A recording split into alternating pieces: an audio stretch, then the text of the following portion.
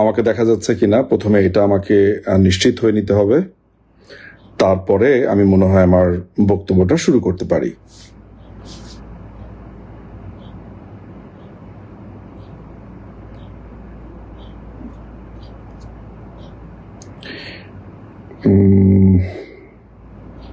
একটা সেকেন্ড, আমি আমার আরেকটা ফোন একটু দেখে নিব। ওকে, রাইট। যেই কারণে আমি এই ভিডিওটা করছি, আমার আসলে ভিডিও করবার আসলে ওই সময়টা ছিল না। আমার কাছে মনে হচ্ছে লাইভটা করে নেওয়া ভালো। আপনারা হয়তো অনেকেই জানবেন, যারা আমার বন্ধু তালিকাতে আছেন তারা জানবেন যে my mom is in third stage now, এবং তার কেমোথেরাপি চলছে এবং উনার রেডিওথেরাপি চলছে। আমি একটা এমনি খুব মানসিক অস্থিরতার মধ্যে দিয়ে যাচ্ছি। একদিকে আম্মা হসপিটালে, দেশের বাইরে, জানেন যে গত 1 মাস ধরে আমি আছি দেশের বাইরের হসপিটালে, এবং আমার আজকে 21 নম্বর রেডিওথেরাপি ছিল, 4 নম্বর কেমোথেরাপি শেষ হয়েছে, আরো 2টো কেমোথেরাপি বাকি আছে, তারপরে আরো 1 মাস একটা ট্রিটমেন্ট। সুতরাং এই মানসিক অস্থিরতার মধ্যে দিয়ে দেশে যে সহিংসতাটা শুরু হয়েছে সেটার ব্যাপারেও কথা বলছি, যতদূর পারছি চেষ্টা করছি ভয়েসটা রেইজ করবার জন্য। আমার কাছে মনে হয়েছে যে আমার মা এবং আমার দেশ, আমার মা সংকটে, আমার মা অসুস্থ, আর দেশও সংকটে, ফলে মা এবং দেশের মধ্যে আমি আলাদা কিছু, সেটা আমি আলাদা করতে পারি না। অনেকেই বলতে চাইছেন, জানতে চাইছেন কোথায় আছি, কি অবস্থার মধ্যে আছে। আমার মনে হয় অনেকেই জানেন না, যারা আমার প্রোফাইলের বন্ধু তালিকাতে আছেন তারা এই ব্যাপারটা জানেন, পেছনের পোস্টগুলো দেখলেই তারা জানতে পারবেন। এটা বলে নেওয়া ভালো যে আমি আজকে যেই লাইভটা করছি সেই লাইভটা আসলে জুলকার আসলে হবে জুলকার 9 সামি সায়ের তার একটা ফেসবুক পোস্টকে কেন্দ্র করে। কেউ যদি জুলকারের বন্ধু হয়ে থাকেন তাহলে জুলকারকে জানাতে পারেন যে আমি তাকে নিয়ে একটা লাইভ করছি। তিনি যদি আমার সাথে সংযোগ হতে চান, তিনি যদি আমার সাথে কথা বলতে চান বা একটা লাইভ আমার সাথে অ্যাড হতে চান, আমি খুবই পুলকিত বোধ করবো এবং তার সাথে আমি কথা বলতে রাজি আছি। তার বেশ কিছু প্রোপাগান্ডা নিয়ে কথা বলতে আমি খুবই রাজি আছি সামনাসামনি। সুতরাং তার যদি কেউ আপনারা বন্ধু হয়ে থাকেন বা চিনে থাকেন তাকে জানাতে পারেন, তাকে নো প্রবলেম, তার সাথে কথা বলবো। এখন কথা হচ্ছে যে তার কোন স্ট্যাটাসটা নিয়ে বা তার কোন ঘটনাটা নিয়ে আমি আজকের লাইভটা করছি। তিনি একটি ইন্টারেস্টিং স্ট্যাটাস দিয়েছেন, আমি একটু পড়ে শোনাই। তিনি বলেছেন যে বাংলাদেশ সেনাবাহিনীর জুনিয়র কর্মকর্তাদের পক্ষ থেকে তাদের হাইকমান্ডকে একটি বার্তা প্রদান করা হয়েছে। কর্তৃত্ববাদী, সে বার্তাটা কি এটা বলতে গিয়ে বলছেন, কর্তৃত্ববাদী অযোগ্য সরকারকে সমর্থনে নিরস্ত্র নাগরিকদের জানমালের কোনো রকমের ক্ষতি হলে ফোর্সেস গোল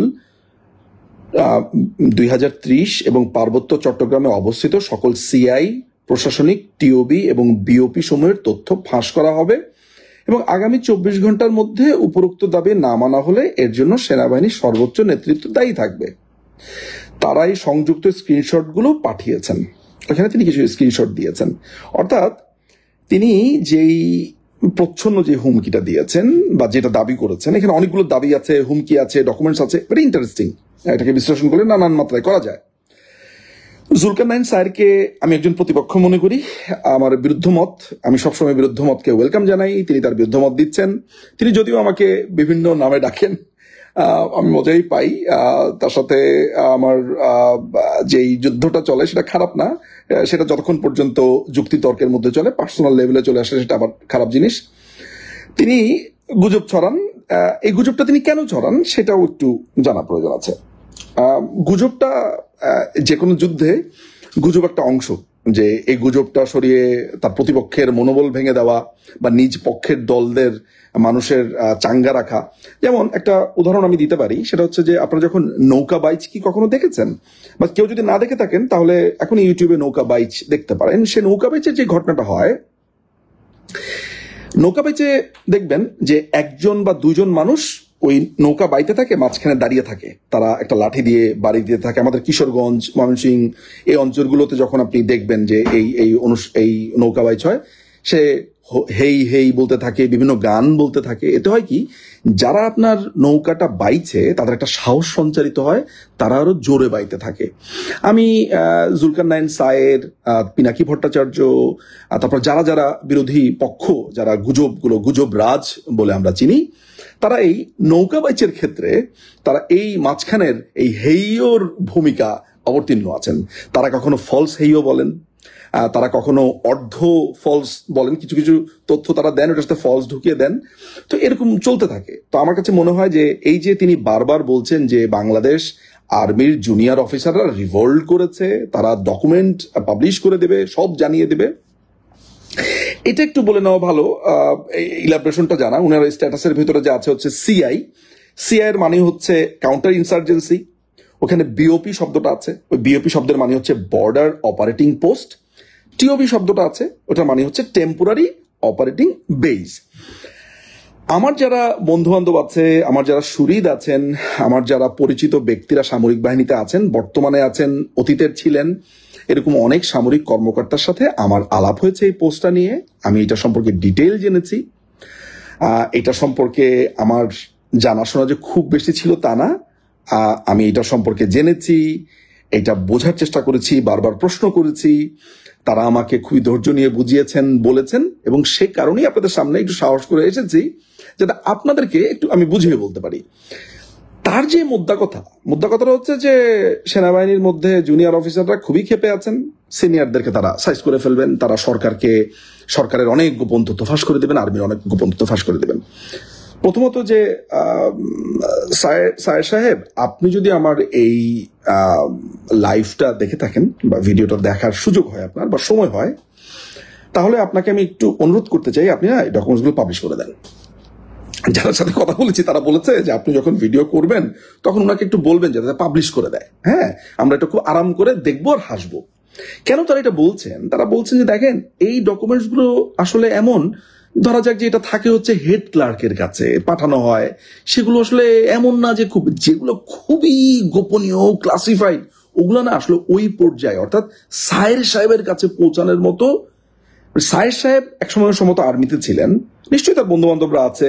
এখন সব বন্ধু বান্ধবরা বা সব আর্মি অফিসাররা যে সরকারকে সবসময় সমর্থন করবেন ব্যাপারটা তো তা না, কিন্তু প্রফেশনালি তো তারা এটা বলবেন না। প্রফেশনালি হচ্ছে ঊর্ধ্বতন কর্মকর্তা যা বলবেন, যা করতে বলেন সেটা তারা পালন করেন। এখন অনেক অফিসাররা আছে, এটা সত্যি কথা, এটা তো খুবই সত্যি কথা যে অনেক অফিসাররা আছেন যে এই চলমান ঘটনাতে তাদের দ্বিমত আছে। যে ন্যারেটিভ, সরকারের যে ন্যারেটিভ বা গভর্নমেন্টের যে ন্যারেটিভ বা আমার যে ন্যারেটিভ, সেই ন্যারেটিভের সাথে বিরুদ্ধচারণ আছে, দ্বিমত আছে। কিন্তু ব্যাপারটা কি এমন যে সার্ভিং অফিসাররা দ্বিমত থাকলেও তাকে যদি বলা হয় তোমাকে ওইখানে ডিপ্লয় করা হলো, ওইখানে তুমি আইন শৃঙ্খলা বাহিনীটা দেখবা, তখন কি তিনি আসলে বলবেন যে স্যার আমার না এইটার ব্যাপারে দ্বিমত আছে, আমি না আওয়ামী লীগকে অপছন্দ করি, আমি আসলে যাব না? ব্যাপারটা আসলে এমন না।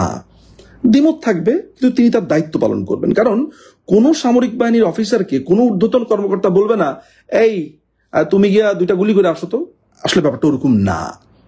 যে কোনো সামরিক অফিসার, যে কোনো আইন শৃঙ্খলা বাহিনীর অফিসারের একটা লেভেল থাকে যে এই পর্যায়ে এই ফোর্স ইউজ করা যাবে, কতটুকু পর্যন্ত ফোর্স ইউজ করা যাবে না, এসব পুরো ব্যাপার।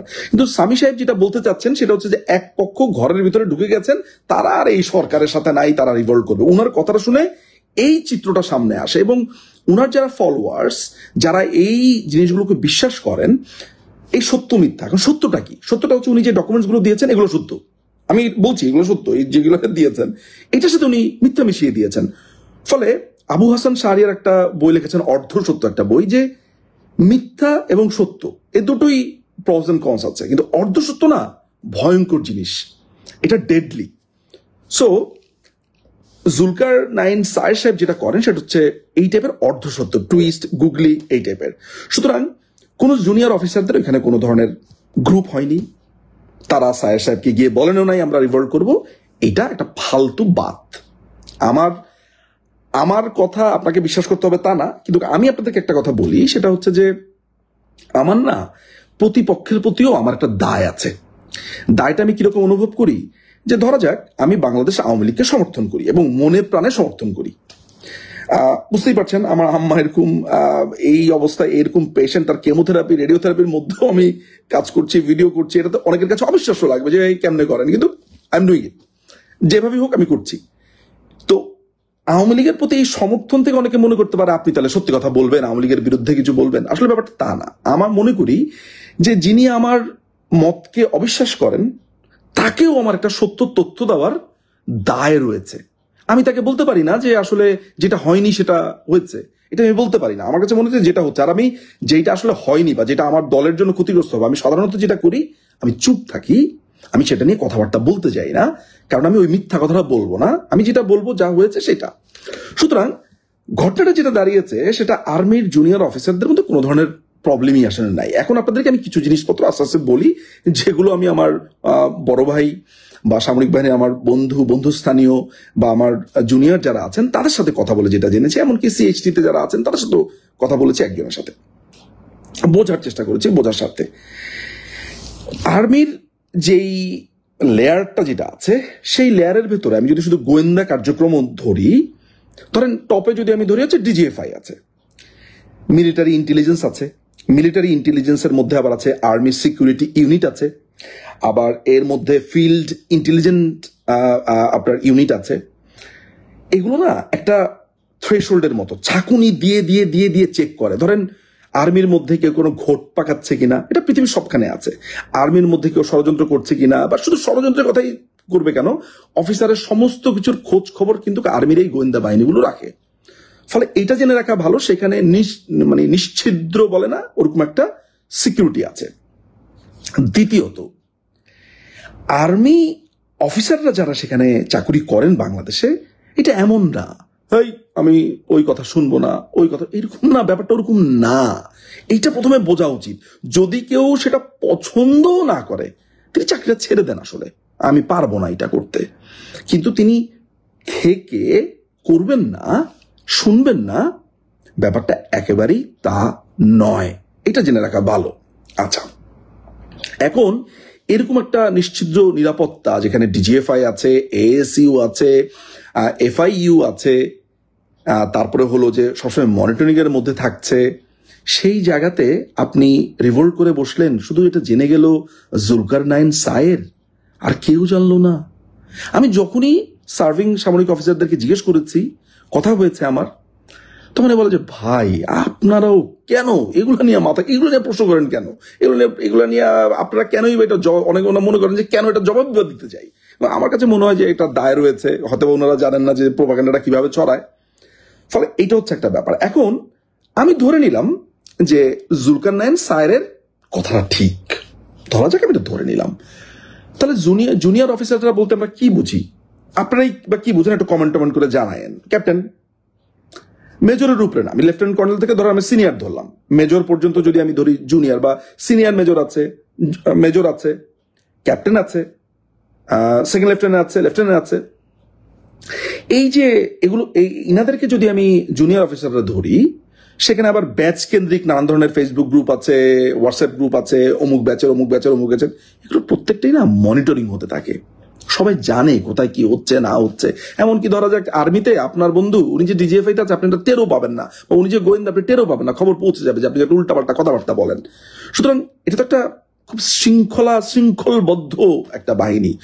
ধরা যাক একটা কোম্পানি কমান্ডারের অধীনে 130 জন সৈন্য বা 30 জনের একটা টিম, ব্যাটালিয়ন কমান্ডার আছে, তার উপরে ব্রিগেড কমান্ডার আছে, সেইখানে ধরেন একজন ব্রিগেডিয়ার জেনারেল মনিটর করেন, একটা ব্যাটালিয়নকে ধরেন লেফটেন্যান্ট কর্নেল দেখেন, একটা কোম্পানি কমান্ডারকে একটা জুনিয়র একজন মেজর দেখেন। এই যে লেয়ার, আপনি চাইলেই অস্ত্রাগার থেকে অস্ত্র নিয়ে এসে এই মানি না এরকম বলতে পারেন। এটার চাবি কার কাছে থাকে? এটা সিকিউরিটি অফিসার থাকে যিনি টোয়াইসি থাকেন তার কাছে। এগুলো অনেকগুলো লেয়ার আছে যে চাবি আমি পকেটে নিয়ে ঘুরতেছি, আমি অস্ত্র নিয়ে, আমি অস্ত্র কার সাথে নিব? সৈনিকদের সাথে নিব তো? সৈনিকরা যাবে না, কারণ এইখানে যে কোর্ট মার্শাল একবার ধরা গেলে লাইফটা কোথায় চলে যাবে এটা তারা জানে, গুলি খেয়ে মরে যেতে হবে। সুতরাং অসন্তোষ থাকতে পারে ব্যক্তিগত পর্যায়ে। ধরা যাক আমি আর্মির একজন মেজর, আমি ধরা যাক যে সরকারের কোন একটা জিনিস অপছন্দ করলাম, আমি খাওয়ার টেবিলে আমার ওয়াইফের সাথে আলোচনা করতে পারি, আমার খুব সিলেক্টেড বন্ধুর সাথে আমি আলোচনা করতে পারি, কিন্তু আমি যখন চাকরিতে যাব তখন আর এটা সুযোগই নাই। সুতরাং বাংলাদেশে তো এই জিনিসগুলো ছড়ানো খুবই সোজা। এই যেমন জুলকারনাইন সায়ের কালকে বলছেন যে তার কাছে বিভিন্ন সূত্রে খবর আছে যে আর্মিরা নাকি বাংলাদেশে হিন্দিতে কথা বলছে। কেন তিনি এটা বলছেন? এই যে ভারত একটা হালকা করে দিলাম একটা ভারত বিদ্বেষ ছড়ায়া, যে এখানে মনে হয় মানে হিন্দিতে কথা বলছে, মানে হচ্ছে ভারত থেকে লোকজন আসছে, মায়ানমারের কথা বলছে না, উর্দুতে কথা বলছে না, আমেরিকা থেকে আসছে এটা বলছে না, ভারত। কারণ উনি জানেন যে বাংলাদেশে একটা ভারত, একটা বড় অংশের ভারত বিদ্বেষ আছে। ফলে এখানে যদি আমি হালকা করে একটা টুইস্ট ঢুকা দেই যে এখানে হিন্দিতে কথা বলছে, উনি কিন্তু আর বেশি কিছু বলছে না, অনেকেই ধরে নেবে রয়ের লোকজন আসছে। একটা মানুষ মাথা খাটান, আচ্ছা রয় যারা আছেন তারা বাংলাদেশে আসবেন কেন? 100 জনকে পাঠিয়েছেন, মানে বাংলাদেশে এত লক্ষ লক্ষ সৈন্য থাকতে 100 জনকে হায়ার করে নিয়ে আসবে, মানে ওনারা কি মানে বিশেষ কোনো কিছু করেন নাকি যে ওনাদেরকে হায়ার করে নিয়ে আসতে হবে?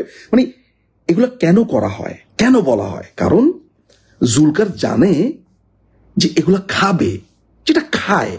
এখন মনে করেন যে এই যে আপনার সিনেমার ভিতরে কোকিল ডাকে কুক কুক কুক কুক, এটা গান হলো, একটা বস্তির একটা গান হয়েছে। রাফি একটা বস্তির সিনেমা বানিয়েছে, রাফি লোকটাও একটা বস্তি সিনেমা বানায়, মানে গানও বস্তি সিনেমা, আলাদা প্রসঙ্গ। কিন্তু কথা হচ্ছে এই গানটা কেন দিয়েছে? কারণ কিছু কিছু জিনিস আছে আপনি এটা শুনে দেখি তো কি আছে, তারপর লাগে উড়া ধুরা। এই যে কিছু চটকদার কথাবার্তা বলা, চটকদার গান দেওয়া, এগুলো হয় দৃষ্টি আকর্ষণ করার জন্য। ফলে ব্যাপারটা যেটা হয়, জুলকারনাইন সাহেব যেটা করেছে, হালকা একটু চটকদার কথা দিয়ে পাবলিককে জাগিয়ে রাখতে চেয়েছে। এই জাগিয়ে থেকে তার কি লাভ? অর্থাৎ যে মোমেন্টামটা তাদের এসেছে ছাত্রদের মাধ্যমে, যে অনেক মানুষ এইটার ব্যাপারে কথা বলছে, যে কোটার ব্যাপারে, ফাঁকে দিয়ে গিয়ে নিজের যেই আখেরটা সেইটা যাতে গুটিয়ে নিতে পারে। এখন ওনারা সারা দিন রাত চেষ্টা করছে যে মানুষ যাতে বিশ্বাস করে যে না, আর্মির বিরুদ্ধে রিভল্ট হয়েছে, আর্মি আসলে মানুষ মেরে ফেলছে, এইটা সেটা নানানভাবে করে সাধারণ জনতা, ওনারা মনে করছেন যে সাধারণ কোটি কোটি জনতা ওনাদের লেখা পড়েন, লেখা পড়ে আপামর জনসাধারণ রাস্তাতে নেমে যাবে। এটাকে জাগিয়ে রাখা এই জিনিসগুলো হচ্ছে টার্গেট। সুতরাং এই যে আমাদের যে বলছেন যে জুনিয়র অফিসার, এই জুনিয়র অফিসার কারা সায়ের?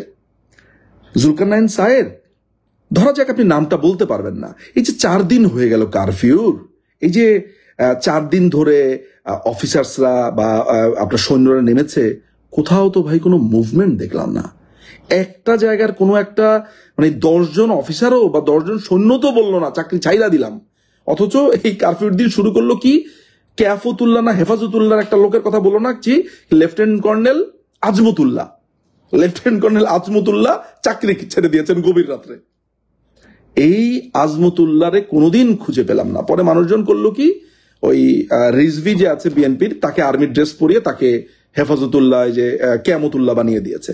সুতরাং আপনার এই যে চটকদার কথা, এই যে আপনি আর্মিতে এটা হয়েছে সেটা হয়েছে, এইখান থেকে একটু এক খাবলা, ওইখান থেকে আরেক খাবলা নিয়ে কতক্ষণ আপনি চাঙ্গা রাখতে পারবেন?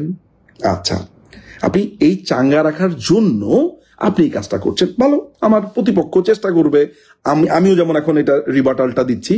এখন আপনারা আমার কথাও শুনেছেন, তার কথাও শুনেছেন, আপনারা বিজ্ঞ মানুষ। আবার বিজ্ঞ বলি কিভাবে, বাংলাদেশে অনেক মানুষ বিশ্বাস করে হেলিকপ্টার দেখে বোমা বসানো হয়েছে। আমাকে আজকে একজন সামরিক অফিসার, একজন ঊর্ধ্বতন সাবেক সামরিক অফিসার হাসতে হাসতে বলেছে, নিজুম ভাই, এই সময়ে এসে একটা দেশের মানুষ বিশ্বাস করে হেলিকপ্টার থেকে অনবরত গুলি করা হচ্ছে, একটা দেশের মানুষ বিশ্বাস করে সেনাবাহিনী হিন্দিতে কথা বলছে, একটা দেশের মানুষ বিশ্বাস করে চাঁদে একটা রাজাকারকে দেখা যায় বা যে কোনো মানুষকেই দেখা যায়। সেই দেশে আপনার পক্ষে যে কোনো কিছুই বিশ্বাস করানো সম্ভব। আসলে সত্যিই তো সংসার সাগরে দুঃখ তরঙ্গের খেলা, আশা তার একমাত্র ভেলা। সুতরাং এই যে আশা জাগিয়ে রাখা, আশা জিগিয়ে রাখা, এটা চেষ্টা করছে। কিন্তু খারাপ লাগে যে কিসব নিম্নমানের আমার শত্রু বা আমার প্রতিপক্ষকে, জুলকার একটা আর্মি অফিসার ছিল এক সময়, জুলকার দেখতে শুনতে তো খারাপ না, স্মার্টই তো লাগে, মানে ও যদি ঠিকঠাক মতো ব্যায়াম ট্যাম করে, একটু মেদ কমিয়ে ফেলে, খারাপ হবে না তার। 6 প্যাক ট্যাক যদি করে ফেলে, দেখতে শুনতে সুদর্শন একটা সুদর্শন ছেলে প্রতিদিন অদ্ভুত সব গুজব রটাচ্ছে। আমি না তাকে মাঝে মধ্যে তার দিকে তাকার জন্য চিন্তা করি যে লোকটাকে ঠিক গুজব কি যাচ্ছে লোকটার সাথে, মানে পিনাকির সাথে যে গুজবটা যায়। যে আপনারা কি নন্টে ফন্টের কেলটুদাকে চেনেন, কিংবা সুপারিনটেন্ডেন্ট যে স্যারটা আছে, খেয়াল করে দেখবেন কেলটুদার মতো চেহারা কিন্তু আমাদের পিনাকিদার। হ্যাঁ, কেলটুদা কিন্তু অনেক লম্বা চওড়া ছিল। কেলটুদার সাথে, কেলটু যখন এরকম করে চোখ বড় করে ফেলে, দেখবেন পিনাকি এরকম বড় বড় কথা বলে, ওর সাথে না গুজবটা যায়। মাঝে মধ্যে সে বগুড়ার ভাষাতে কথাবার্তা বলে, কিন্তু আমি চিন্তা করি জুলকারের দিকে তাকা যে এই লোকটার সাথে তো আসলে মানে কেন জানি অনেক সময় মেলাতে পারি না। সুতরাং আমার প্রতিপক্ষকে আমি সবসময় দেখতে চাই স্মার্ট। আমরা এই যুগের ছেলে, আমরা এই মানে আমার ধারণা আমি আর জুলকার খুব কাছাকাছি বয়সের হব। এই যুগের ছেলে ফাইট করব যুক্তি দিয়ে, তর্ক দিয়ে, বিতর্ক দিয়ে, রেশারেশির কিছু নাই। উনি দেখে আমাকে বিভিন্ন নামে ডাকে, আমি মাঝে মধ্যে আমার হাসি লাগে যে এর আমি শত্রু মাঝে মধ্যে চিন্তা করি যে কি এক শত্রু পাইলাম, সেই শত্রু হিসাব বলে আর্মি নাকি হিন্দিতে কথা বলে। আমি শত্রুর সাথে যে ফাইট করতে যাব সেটা আমার জন্য টাফ হয়ে যায়। যাই হোক, যেটা বলছিলাম যে এই বিভিন্ন লেয়ারের থাকে, আমি যেটা বলছিলাম যে সেখানে কোম্পানি কমান্ডার থাকে, সেখানে ব্যাটালিয়ন থাকে, সেখানে ব্রিগেড কমান্ডার থাকে, ব্রিগেড থাকে, এরকম অনেকগুলো জিনিস জিনিস জিনিস জিনিস দিয়ে অনেক উপর পর্যন্ত যায়। সেখানে জুনিয়র অফিসার বলতে যে অনেকগুলো জুনিয়র অফিসার এক হয়ে আমরা সরকার এটা মানবো না, কি মানবে না ভাই? সরকার তো এই স্টুডেন্টদের সাথেই। সরকার আপনার মানে একই কথা রিইটারেট করছি বারবার, সেটা হলো যে কোটা বাতিল করতে বলেছিল মাননীয় প্রধানমন্ত্রী, 2018 সালে কোটা বাতিল করে দিয়েছেন। সেইটা একজন চ্যালেঞ্জ করেছে, চ্যালেঞ্জ করার পরে সরকার মামলায় হেরেছে, এখন আবার সরকার অ্যাপিলেট ডিভিশনে গিয়ে জিতেছে, সব হয়ে গেল। তো স্টুডেন্টরা যদি বাড়াবাড়িটা না করতো, ওই যে 15 তারিখের ঝামেলাটা যদি না হতো, নিজেদেরকে রাজাকার না রাখতো, এই পর্যন্ত যেত না। তো তারা আপনার ছাত্রলীগের ছেলেদেরকে ছাদ থেকে ফেলে দিয়েছে, একটা মেয়েকে আপনার ধর্ষণ করার জন্য তাকে রাস্তাতে বেঁধে রেখেছে, তাদেরকে টর্চার করেছে, রাস্তাঘাটে আগুন দিয়েছে, কি পরিমাণ ধ্বংসলীলা চালিয়েছে। এটার সাথে অবশ্যই যোগ হয়েছে বিএনপি জামাত, পরবর্তী সময় ধ্বংসলীলাগুলো বিএনপি জামাত করেছে। সুতরাং এইসব জায়গাতে আসলে শেষ পর্যন্ত হয় না, সেসব জায়গাতে ফোর্স ইউজ করতেই হয়। এবং ফোর্স ইউজ করতে একটা লোক এসে বলবে, তোরা যে পুলিশকে গালিগালাজ করছে, আমি দেখেছি অনেক জায়গায় পুলিশকে গালিগালাজ করছে, টোলা বলছে, গালি দিচ্ছে, পুলিশ চুপ করে আছে। আপনি পুলিশকে এসে গুলি করছেন, মারছেন, তখন তিনি ফোর্স ইউজ করবেন, খুব স্বাভাবিক। যাক, যেই প্রসঙ্গে ছিলাম সেটা হচ্ছে জুলকারনাইন সায়েরের সাথে আলোচনাতে ছিলাম। আমি একটু আমার ইনবক্সটা দেখবো যে জুলকারনাইন সায়ের আমাকে কোনো ধরনের মেসেজ দিয়েছেন কিনা, তিনি আমার সাথে আসতে চান কিনা আমি জানি না। যদি চান তাহলে আমি তার সাথে কথা বলতে রাজি আছি। একটু আমি আদার বক্সে দেখি। না, ঠিক আছে, উনি আমার সাথে কথা বলতে থাকলে আমি ওনার কাছে একটু জানতে চাইতাম সরাসরি যে ভাই আপনি যে আসলে এই যে বলছেন জুনিয়র অফিসাররা রিভল্ট করেছে, সেই জুনিয়র অফিসাররা ভাই রিভল্ট এখন পর্যন্ত করে নাই কেন? ভাই দু একজনের নাম বলেন, বা বলেন যে ওইখানে একটা মুভমেন্ট হচ্ছে। তো আপনারা তো এন্ড অফ দ্য ডেতে রেজাল্টটা দেখবেনই, যদি সেখানে কোনো রিভল্ট হয়, কিছু হয়, আপনাদের চোখের সামনে দেখতে পাবেন। সুতরাং যেই কারণে ভিডিওটা করছি সেইটার এটাই বলার ছিল। এই জায়গাতে আমার মনে হয় একটু ক্ল্যারিফাই করার কথা ছিল। আর জুলকারনাইন স্যার, আপনার কাছে যা যা ডকুমেন্টস আছে ভাই, আপনি এগুলো সব পাবলিশ করে দেন, কোনো সমস্যা নেই। এগুলো আমাকে একজন অফিসার বলছে যে ভাই এগুলো নিয়ে তো আমরা বিভিন্ন জায়গাতে সেমিনারও বলেছি। মানে কেউ যদি মনে করে যে আর্মির কাছে যে এই যে ডকুমেন্টস গুলোর কথা বলছে, সেটা হচ্ছে ঘটনাটা আমি আপনাদেরকে আরেকটু বলি। সেটা হলো এই যে ফোর্সেস গোল 2030, এইটার না 7টা-8টা পর্যন্ত এটা রিভাইজ ভার্সন আছে। অর্থাৎ প্রথমে একটা পরিকল্পনা করা হয়েছিল, সেটা চেঞ্জ হয়ে আরেকটা, এইভাবে 7টা-8টা পর্যন্ত করা হয়েছে। এখন আপনি কোন রিভাইজ গোলটা আপনার কাছে আছে? একদম লেটেস্টটা? আচ্ছা, লেটেস্টটা। ওই লেটেস্টটার মধ্যে কি আছে? অর্থাৎ বাংলাদেশের যে আর্মি, ওটার কনসেপ্টটা কিন্তু ডিভিশন সিস্টেম। এখানে একটা কোর সিস্টেম তারা করতে চেয়েছে নতুন করে। তো সেই সিস্টেমটার নানান ধরনের ফরমেশন আছে, ধরা যাক কোথায় কোনটা পোস্টিং থাকবে, কি থাকবে, কতজন এমপ্লয় ডিপ্লয় হবে, একটা অনেকগুলো তথ্য। তা আপনার কি ধারণা, এটা পাবলিশ করে দিলে কি হবে? মানে মানুষ জেনে যাবে, কে জেনে যাবে? মানে আমাদের পাশের দেশ তো হচ্ছে মিয়ানমার এন্ড ভারত, জেনে যাবে। আপনার ধারণা যে কোথায় কার পোস্টিং হচ্ছে, কোথায় বিওপি আছে, কোথায় পোস্ট আছে, কোথায় ঘাঁটি আছে, এগুলো ভারত জানে না, এগুলো মায়ানমার জানে না, বা ভারতের কোথায় ঘাঁটি আছে এটা আমরা জানি না। এগুলো না ওপেন সিক্রেট। আপনি ঘটনাটা যেটা হয়েছে সেটা হচ্ছে আপনার কাছে অনেকগুলো ডকুমেন্টস আছে, এটা সত্যি কথা। নানান ধরনের যে মানে আমার কাছে ধরেন আমরা এরকম পাই নানান ধরনের এই রিপোর্ট, সেই রিপোর্ট, এইটা সেইটা। হয় কি, ওনার যারা সমর্থকরা আছে এগুলো হচ্ছে ধরেন মানে খুব লো ক্যাটাগরির, পড়ালেখা তেমন একটা জানে না, বুঝতি, তারপরে হচ্ছে রিক্সাওয়ালা। ধরেন ওদেরকে খারাপভাবে দেখছি না, মানে ধরেন আপনি এটা বললেন, দুম করে লুঙ্গি খুলে দিবে দৌড়। মানে এদের কোনো চিন্তার কোনো জায়গা নাই। কেউ বলছে যে আপনি জানেন বাংলাদেশের মানুষ এখন থেকে মাটি খায়, সে এটা বিশ্বাস করবে যে বাংলাদেশের মানুষ অনেক মাটি খায়। আপনি যদি বলেন বাংলাদেশের মানুষ জানেন চায়না ভাষাতে কথা বলতেছে, ওইটাই বিশ্বাস করবে। এই টাইপের তার দর্শক, তারা এগুলো বিশ্বাস করে, উনি তাদের জন্য এগুলো করে। সুতরাং এই যে আপনি বলছেন যে আমার কাছে এইটা আছে, পাবলিশ করে দিব, দেন না ভাই, থ্রেড দেন কেন? আপনি এটা কালো করে দিচ্ছেন, ওটা নীল করে দিচ্ছেন, এত কিছু না করে আপনি পাবলিশ করে দেন। হ্যাঁ, তাতে কিছুই আসে যায় না, কিছুই হবে না। সুতরাং আর্মিতে কোনো মুভমেন্টও নাই, দেশের অবস্থা কি, তারা যারা এই যে ইন্টারনেটটা খুলেছে তাদের কাছেই শুনবেন, সেখানে তারা কি সহিংসতা চালিয়েছে। এখন ঠান্ডা, আর কয়েকদিন পরে, এখন কারফিউ তুলছে না কেন, এটা অনেকেই প্রশ্ন করবেন। এরকম একটা সিচুয়েশনের ভেতরে স্বাভাবিকভাবে একটা সিকিউরিটির কথা চিন্তা করে যে আমরা এখান থেকে চলে গেলে আবার নতুন করে সহিংসতা তৈরি হবে কিনা। সুতরাং এটা লেয়ার বাই লেয়ার, অল্প অল্প অল্প করে তুলে দিয়ে জিনিসটাকে স্বাভাবিক করা হবে। এটা একটা নর্মাল সিকিউরিটি প্রসিজিওর। সুতরাং এগুলো তো আপনার গুজব রটনা করার কিচ্ছু নাই, আর এগুলো নিয়েও আমার মনে হয় না অত চিন্তার কিছু আছে। আমি আমার প্রতিপক্ষকে আবারও বলছি, আমার প্রতিপক্ষ জুলকারনাইন সায়ের, আমি তার বাক স্বাধীনতাকে বিশ্বাস করি, আমি তার বাক স্বাধীনতাকে থাকুক সেটা আমি চাই। আমি চাই তার সাথে একটা সুস্থ তর্ক, কিন্তু গুজব না, মিথ্যা না। এইসব গুজব মিথ্যা দিয়ে আসলে পারবেন না। আপনি জানেন যে আমি যা বলছি বুঝে বলছি, এবং আমাদের কথাগুলোই সত্যি হচ্ছে। এবং আরেকটা ব্যাপার বলা দরকার, সেটা হচ্ছে যে যারা বিএনপি জামাতের যারা সমর্থক আছে কিন্তু সহিংসতার সাথে জড়িত হয়নি, তাদের কাছেও বলছি যে আপনাদের কাছেও আমার একটা দায় আছে। আপনাদের কাছে কি দায়? দায়টা হচ্ছে আপনাদেরকে সত্যি বলা, সত্য তথ্য দেওয়া। আপনারা এই যে জুলকারনাইন সায়ের এবং এই পিনাকি ভট্টাচার্য, আমি একটু বলি মনে হয়, পিনাকি ভট্টাচার্য কি বললো? প্রধানমন্ত্রী পালিয়ে গেছে, সত্যি হয়েছে। সে বলছে যে 28 অক্টোবর প্রধানমন্ত্রী পালিয়ে যাবে। নূর বলছে 2টা প্লেন রেডি আছে। আপনাদের আসলে খারাপ লাগে না যে আপনাদের যারা ইমাম, এরা আপনাদেরকে প্রতিদিন মিথ্যা কথা বলে, আর আপনারা এগুলা সব বিশ্বাস করেন, কিন্তু কোনোটাই ফলে না। সো আমার কাছে যেই জায়গাটা মনে হয়, আমার কাছে যেটা মনে হয় সেটা হচ্ছে যে একটু না সবার কথাই শুই নেন। হ্যাঁ, আমার মনে হয় যে দিনের শেষে আপনারা, আমার কেন জানি মনে হয় দিনের শেষে আপনারা বোঝেন কে কি বলতেছে না বলতেছে। আমার এই সরকার যদি ধরেন এই বাংলাদেশে আওয়ামী লীগ সরকার যদি ফল করে না করে, এটা আমরা দেখলেই বুঝবেন আপনারা, বা আমাদের সমর্থকদের দেখলেই বুঝবেন যে আমরা মনে হয় চলে যাচ্ছি, ফল করছি। এটা না, যথেষ্ট ঠিক আছে এভরিথিং। বাংলাদেশ আর্মি কতটুকু professional, you don't have any idea. আমি তো অনেকের সাথেই কন্ট্যাক্টে আছি, অনেক জায়গাতেই কন্ট্যাক্টে আছি, খোঁজ খবর তো রাখি, ভাই সাংবাদিক না। কিন্তু মানে আমি অ্যাজ এ ব্যারিস্টার সলিসিটর আমি একটা কথা পরিষ্কারভাবে বলি, সেটা হচ্ছে যে খোঁজ খবর ভাই রাখি। হ্যাঁ, আপনাদের যেরকম ডকুমেন্ট দেওয়ার লোক আছে, আমাদেরও যে নাই ব্যাপারটা তা না। হ্যাঁ, আমাদেরও বন্ধু বান্ধব আছে, জানি, শরীররা আছেন। সুতরাং এইসব গুজব ছড়িয়ে কোনো লাভ হবে না, এতটুকুই আমার বলার ছিল। আমি দেখি যে কোনো প্রশ্ন আছে কিনা, সেগুলো জবাব দিতে পারি কিনা। এর মধ্যে বলে রাখা ভালো যে আমার আম্মার জন্য আপনারা দোয়া করবেন, তিনি যাতে সুস্থ হয়ে যান। কেমোথেরাপির পরে যেটা হয় আপনারা জানেন যে এটা হিউজ শারীরিক কষ্টের মধ্য দিয়ে যান। আমার মা হয়তো খুব সিভিয়ার কষ্টের মধ্যে দিয়ে এই মুহূর্তে যাচ্ছেন না, তিনি খুব অসম্ভব ফাইট দিয়েছেন। 72 years old lady, and she is suffering from cancer, is a stage 3, এবং এই যে একটা ভয়ঙ্কর অবস্থার মধ্যে দিয়ে যাচ্ছেন, এবং কেমোথেরাপি, রেডিওথেরাপি কনকারেন্টলি।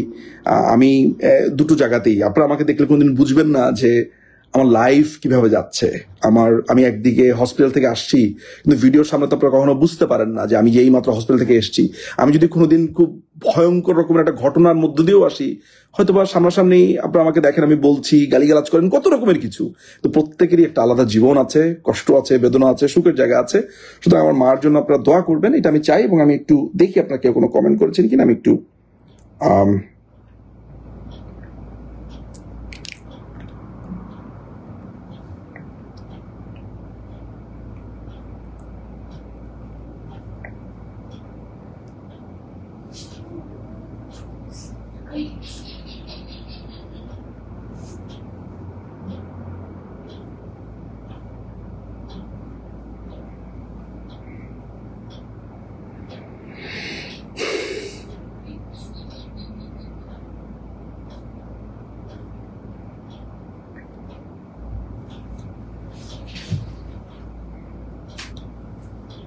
আচ্ছা, একজন বলছেন আমান ভাই বলেছেন যে জামাত বিএনপির এই ষড়যন্ত্র কি মোকাবেলা করা সম্ভব? দেখেন, আমি আজকে এখানে একটু আগে চা খেতে গেলাম, তো আমি একটা গল্প করছি, গল্পটা বলি। সেটা হচ্ছে আমি খুব আফসোস করছিলাম, আমাদের যারা প্রতিপক্ষ জামাত বিএনপি, তারা এমন কেন? মানে ব্যাপারটা এমন যে ধরেন আমার প্রতিপক্ষটা একটু স্মার্ট হতে পারতো না? ধরা যাক যে তারা প্রগতিশীল, মুক্তিযুদ্ধ, তারপরে পড়ালেখার চর্চা আছে, গবেষণার চর্চা আছে। ধরা যাক মানে এমন একটা প্রতিপক্ষ, যে প্রতিপক্ষ খুব কাছাকাছি, যে প্রগতির পক্ষে, বিজ্ঞানের পক্ষে, তারপরে সৎ চিন্তার পক্ষে, তাহলে দুটো জায়গাতে না বাংলাদেশের তরুণরা নানানভাবে চুজ করতে পারতো যে আমার এটা না, আমি ওইটাতে যাই। এটা আমার প্রতিপক্ষগুলো হচ্ছে, একটা পক্ষ হচ্ছে মূর্খ, পড়ালেখা কিচ্ছু জানে না, এদের প্রধান হচ্ছে 8 পাস, মানে মৌলবাদ, চূড়ান্ত মৌলবাদ। সুতরাং এমন একটা আমার প্রতিপক্ষটা এত দুর্বল যে যিনি প্রশ্নটা করেছেন আমান ভাই, যে আমরা এদেরকে মোকাবেলা করা সম্ভব কিনা, অবশ্যই মোকাবেলা করা সম্ভব।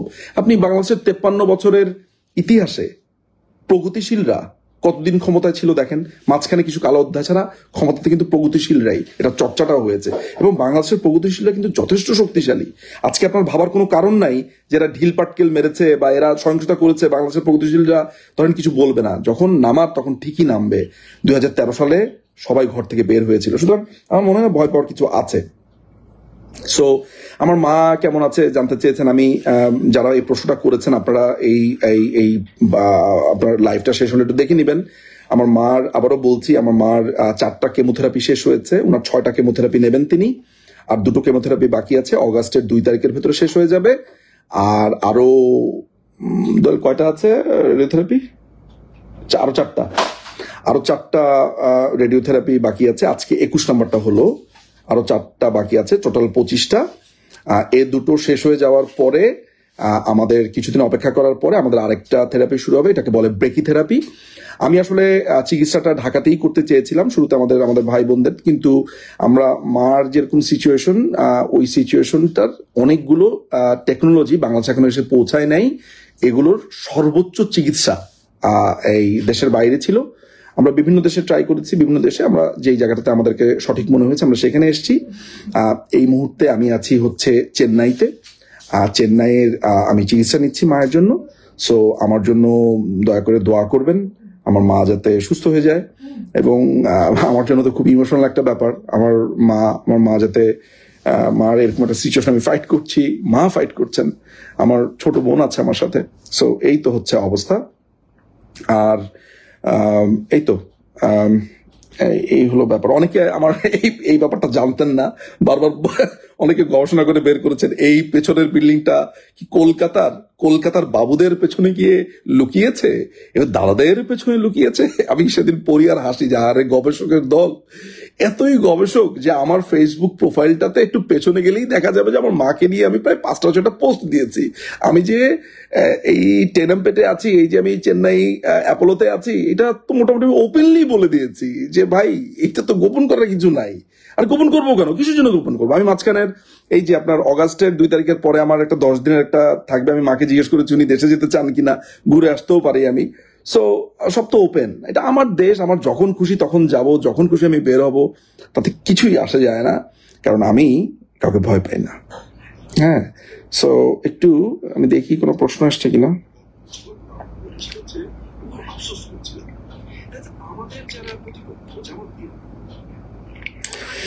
এই তো আমার মনে হয় যে এনাফ বলেছি এতটুকু। আবার আমি জুলকার নাইনকে বলছি যে জুলকার নাইন স্যার ভাই, আপনি আমার প্রতিপক্ষ, আপনার সাথে আমার কোনোদিন লন্ডনে যদি দেখা হয় আপনাকে আমি মারতেও যাব না, আপনিও এসে আমাকে মারতেও আসবেন না, আমরা হয়তোবা চাও খাবো, কফিও খাবো, কিন্তু আপনার আদর্শের সাথে আমার আদর্শের তুমুল পার্থক্য আছে, তর্ক হবে। কিন্তু ভাই গুজব রচনা করবেন না।